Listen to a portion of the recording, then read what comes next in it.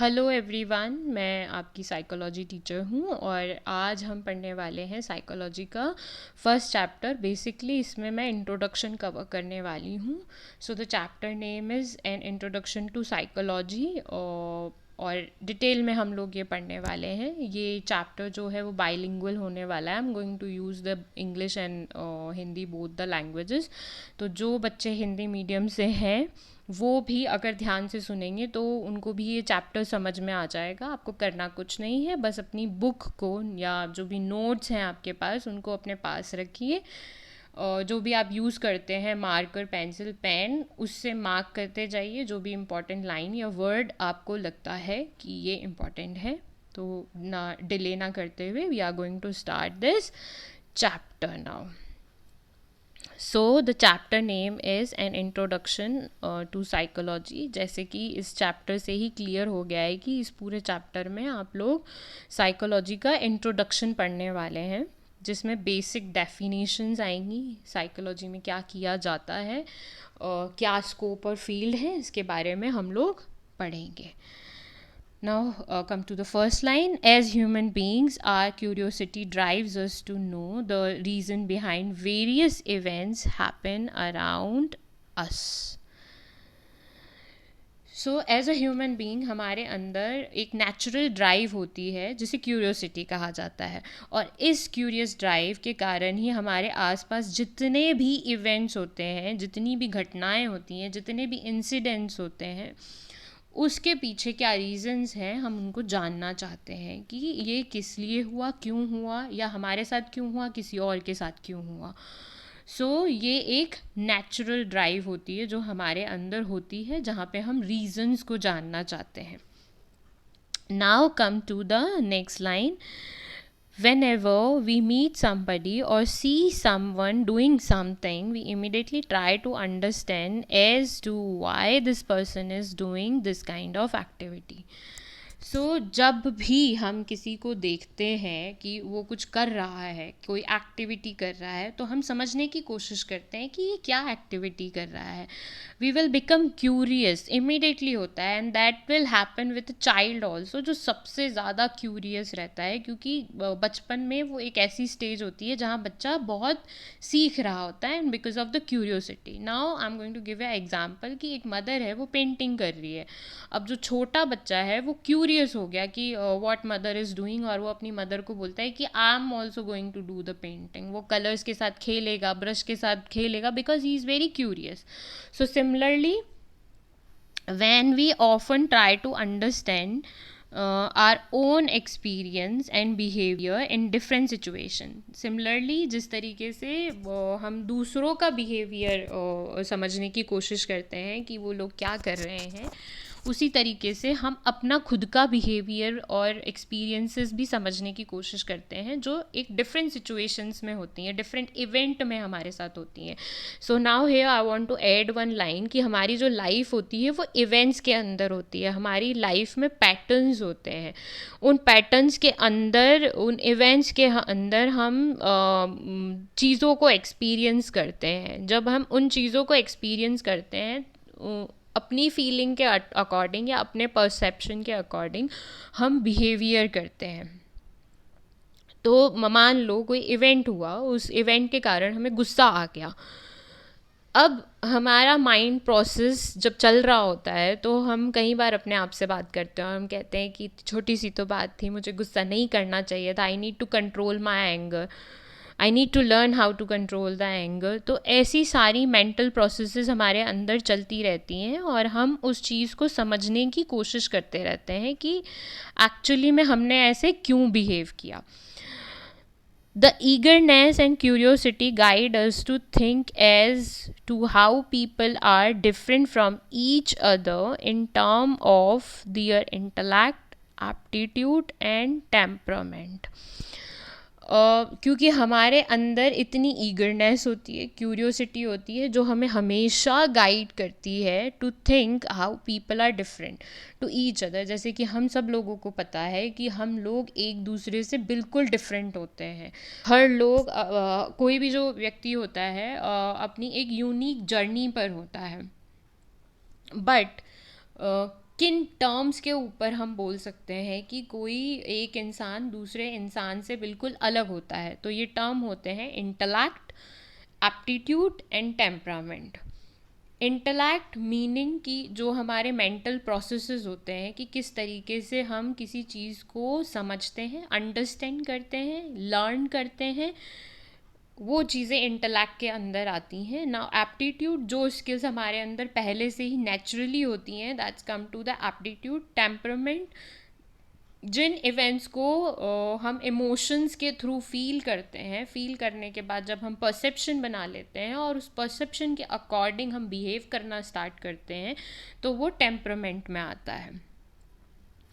Why do they become happy और sad? लोग क्यों खुश होते हैं? अब कुछ क्वेश्चंस आते हैं हमारे माइंड में लोगों के बारे में, अपने बारे में, और हम उन क्वेश्चंस को भी जानना चाहते हैं कि ये क्या है। कि now why people become very happy? कभी तो लोग बहुत ज़्यादा खुश हो जाएंगे किसी भी चीज़ को लेकर, या कभी बहुत ज़्यादा दुखी हो जाएंगे। अगर आपने किसी को अपना मनपसंद गिफ्ट नहीं दिया, जो आपके बहुत क्लोज हैं, तो वो आपसे बहुत नाराज़ हो जाएंगे। या किसी को कोई छोटी सी चीज़ दे दी, they will become very happy, चाहे उसको 10 रुपये का कोई चॉकलेट ही क्यों ना दे दिया हो। जैसे बच्चों को 10 रुपये का ही चॉकलेट क्यों ना दे दो, दे विल बिकम हैप्पी। और किसी को महंगे से महंगा गिफ्ट दे दो, दे विल बिकम वेरी सैड। तो ये जो क्वेश्चंस होते हैं ये हमारे माइंड में होते हैं कि ऐसा क्यों होता है। Why do they become friendly और डेवलप एंटागेनिस्टिक रिलेशनशिप? क्यों लोग जो होते हैं इतने फ्रेंडली होते हैं किसी भी चीज़ को लेकर कि उनसे बात करो बहुत फ्रेंडली हो जाएंगे, और वो किसी दूसरे से बात करते हैं तो उसको इमिडिएटली अपना फ्रेंड बना लेंगे। तो कुछ लोग जो होते हैं वो बहुत फ्रेंडली होते हैं, और जो कुछ लोग होते हैं वो एंटागेनिस्टिक मीन्स अपोज करते हैं किसी भी चीज़ को, नहीं मानेंगे उसको, स्ट्रगल करेंगे दूसरों के अगेंस्ट, कंपटीशन मानेंगे उसको अपना, अपोनेंट मानेंगे उसको अपना। तो इस तरीके के उनके रिलेशनशिप डेवलप होते हैं, इस तरीके से वो अपने रिलेशनशिप बनाते हैं। कोई फ्रेंडली होता है, कोई एंटागेनिस्टिक होता है। Now the next question is, how do some people learn anything very quickly while other take relatively more time? जो कुछ लोग होते हैं वो किसी भी चीज़ को समझने में कुछ भी टाइम नहीं लेते और उसको समझ जाते हैं, और जबकि कुछ लोग होते हैं किसी चीज़ को समझने में बहुत टाइम लेते हैं। इसको एक एग्जांपल से समझेंगे कि जैसे एक क्लास है, उसमें टीचर सेम होती है, बट जो बच्चे होते हैं वो अलग अलग होते हैं। टीचर पढ़ा सेम रही है, लेकिन कुछ बच्चों को समझ में आता है, कुछ बच्चों को समझ में नहीं आता है। सो किसी बच्चे का मेंटल प्रोसेस फास्ट होता है, किसी का नहीं होता है। जिसका फास्ट होता है वो समझ जाता है, जिसका नहीं होता उसको 1 दिन लगता है, 2 दिन, मोर देन 2 days, किसी को समझ में ही नहीं आता है। Now we are going to understand it with other example इस कि एक रूम में 4 लोग बैठे हुए हैं, उनमें से एक जो इंसान होता है कोई मजाक की बात बोल देता है। अब उन तीनों में से 2 को समझ में आ जाती है, बट तीसरे को समझ में नहीं आती है कि क्या बोला है। सो हम उसको ट्यूबलाइट बोलते हैं, या बोलते हैं इसका बल्ब नहीं जला। तो ये बल्ब नहीं जलना क्या है, व्हाट इज़ दिस? उसका मेंटल प्रोसेस जो है वो स्लो है। So now come to the next line. The answer of all these questions may be given by novice as well as person who has learned psychology. अब जो हम इतने curious होते हैं तो हमारे अंदर इतने सारे क्वेश्चंस होते हैं, और हम कंटिन्यूसली इन क्वेश्चंस के आंसर्स को भी ढूंढ रहे होते हैं। तो व्हाट वी डू, हम इन क्वेश्चंस के आंसर को नोविस मीन्स नौसिखिया, जो इन चीज़ों के बारे में थोड़ी बहुत जानकारी रखता है, उनसे पूछते हैं। या कुछ जब बहुत बड़ा इशू हो जाता है तो हम साइकोलॉजिस्ट के पास जाते हैं और उनसे समझते हैं कि भाई क्या प्रॉब्लम है, what is the issue behind that. The answer of the novice can be guided by common sense, but a psychologist can study the reason behind such activities in a systematic way and can be provide scientific answers to these questions, which can be tested time and again. In this lesson, we will try to understand the nature and scope of the psychology in detail. अब इसमें ये बोला गया है कि जब हम इन answers को किसी नोविस से पूछ रहे होते हैं, एक नौसिखिए से पूछ रहे होते हैं, तो वो हमें किस तरीके से गाइड करता है? वो अपनी कॉमन सेंस के अकॉर्डिंग हमको गाइड करता है, और अपनी कॉमन सेंस के अकॉर्डिंग जितना उसको पता होता है वो उतना रिप्लाई करता है, बट वो साइंटिफिक नहीं होता है। लेकिन जो एक साइकोलॉजिस्ट होता है, जब हम उसके पास जाते हैं और इन रीजंस के बारे में या इन क्वेश्चंस के आंसर्स को पूछते हैं, क्योंकि उसने इसकी स्टडी डिटेल में की होती है, उसके पास जो रीजंस होते हैं कि क्यों एक इंसान जल्दी सीखता है, एक धीरे सीखता है, क्यों हमारे अंदर इतनी क्यूरियोसिटी होती है जानने की, क्यों हम लोग फ्रेंडली बिहेवियर करते हैं या हम अपोज करते हैं, कॉम्पिटिटर मानते हैं किसी को, स्ट्रगल कर रहे होते हैं, वो इन आंसर्स के रिप्लाई जब देता है तो किसके बेसिस पर देता है? बिकॉज उसने सिस्टमैटिकली साइंटिफिक रिसर्च किए होते हैं इन आंसर्स के लिए, तो उसके पास जो आंसर्स होंगे वो साइंटिफिक आंसर्स होंगे, और इन आंसर्स को हम दोबारा टाइम के अकॉर्डिंग टेस्ट भी कर सकते हैं या अगेन परफॉर्म करके इनके ऊपर रिसर्च भी कर सकते हैं। In this lesson, we will learn to understand the nature and scope of the psychology in detail, क्योंकि आप 10th क्लास में साइकोलॉजी एज अ सब्जेक्ट पढ़ रहे हो, और मे बी आप इसको 12th में आगे कंटिन्यू करते हो, तो ये जानना बहुत ज़रूरी है कि आगे इसका स्कोप क्या है। What is the scope? क्यों हमें साइकोलॉजी लर्न करनी चाहिए? रीज़न क्या है उसके पीछे? क्या स्कोप्स हैं उसके पीछे? तो जब आप डिटेल में स्टडी करोगे तो आपको समझ में आएगा कि साइकोलॉजी का स्कोप जो है वो बहुत ही बड़ा है।